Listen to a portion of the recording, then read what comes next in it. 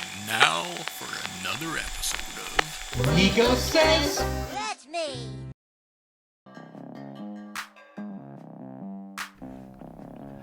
So what did Nico say today? Jews say that Jewishness is spread by the mother. The problem? The first Jew, Judah, Jacob's fourth son, was a male. Who was the first Jewess?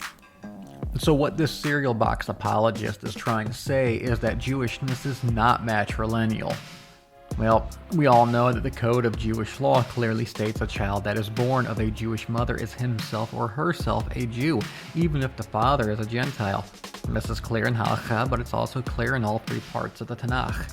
While some aspects are patrilineal, as who is qualified to be a Kohen, there is no argument in Tanakh that Jewishness is matrilineal. The answer to why Yehuda's firstborn being an Isha, a woman, is of no concern, is found right in the Blessed Torah itself. But let's first look into supporting evidence from Tanakh. I say only from Tanakh, because I am not qualified to delve deep into halakha, as I am not a rabbi, and if you want to know about deep halakha, you need to consult a rabbi. But even if I was, most watching this video, as I tend to for some reason attract Christians, don't accept halakha any more than I accept 1 Corinthians. So let's go ahead and delve into why Jewishness comes from the mother in Tanakh. I'm sure you're all familiar with the story of Ezra, but in case you're not, allow me to recap. Ezra is a Jew who returned from Babylon to rebuild the Beis HaMikdash, the Holy Temple. Upon his arrival in Jerusalem, he finds his fellow Jews have married non-Jewish wives. This troubles Ezra as we see this begin to unfold in Ezra 9. And when these were completed, the chiefs approached me, saying, The people of Israel, the priests, and the Levites were not separated from the peoples of the lands, like the abominations of the Canaanites, the Hittites, the Perizzites, the Jebusites, the Ammonites, the Moabites, the Egyptians, and the Amorites. For they have taken of their daughters for themselves, and for their sons, and the holy seed has become mingled with the peoples of the lands, and the hand of the chiefs and the deputies was first in this treachery. And when I heard of this matter, I rent my garment and my robe, and I tore the hair of my head and my beard, and I sat bewildered. And all those who hastened at the words of the God of Israel gathered to me on account of the treachery of the community of the exiles, and I sat bewildered, until the evening offering. We don't find Ezra rending his clothes because the Jews were marrying women from the tribes of Dan or Asher. They were marrying women and having children with those women who were outside of the covenant of Hashem, and by default, so were the children. We see in chapter 10 of Ezra.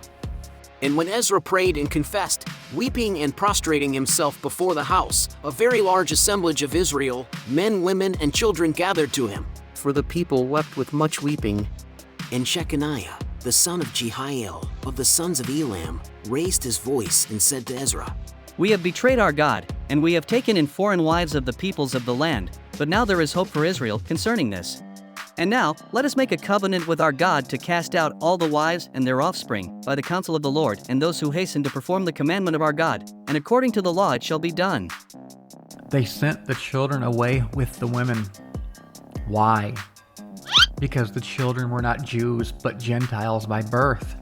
Ezra even goes on to say that any man who does not do this will be thrown out and exiled from Israel. So now ask yourself, if the children were Jews because of their father, why did Shechaniah suggest expulsion in a covenant with God to keep his mitzvot? If the children were in the covenant, would this not certainly enrage our just God? You start shooting! I'm angry! That the innocent were being sent away from the congregation having done no harm? Let's go further. Ezra referred to performing the commandments of Hashem according to the law. Why did he say that? What did he mean? Which law? It was the law of Moshe. Where at in the law does it say that your wives must be Jewish in order for your children to be Jews? Otherwise, your children would be Goy, Gentiles. Well, I'm glad you asked that. Let's go ahead and look in Devarim 7, where God, instructing the children of Israel about marriage, he says he expelled the nations from the land and to not marry outside of Israel. Then the Lord your God brings you into the land to which you are coming to possess it. He will cast away many nations from before you, the Hittites, the Girgashites, the Amorites, the Canaanites, the Perizzites, the Hivites, and the Jebusites, 7 nations more numerous and powerful than you. And the Lord your God will deliver them to you, and you shall smite them. You shall utterly destroy them, neither shall you make a covenant with them, nor be gracious to them. You shall not intermarry with them, you shall not give your daughter to his son, and you shall not take his daughter for your son. For he will turn away your son from following me, and they will worship the gods of others, and the wrath of the Lord will be kindled against you, and he will quickly destroy you. But so shall you do to them, you shall demolish their altars and smash their monuments, and cut down their Asherim trees, and burn their graven images with fire. For you are a holy people to the Lord your God. The Lord your God has chosen you to be his treasured people, out of all the peoples upon the face of the earth. So the answer is clear. It doesn't matter who the first Jewish woman was because it did not become matrilineal until the Holy Torah was given at Mount Sinai. Are you listening to me? I look into your eyes and I can't tell whether you're getting anything I'm saying. Do you seriously think Hashem, the most righteous judge, would have not confronted Yosef for marrying an Egyptian?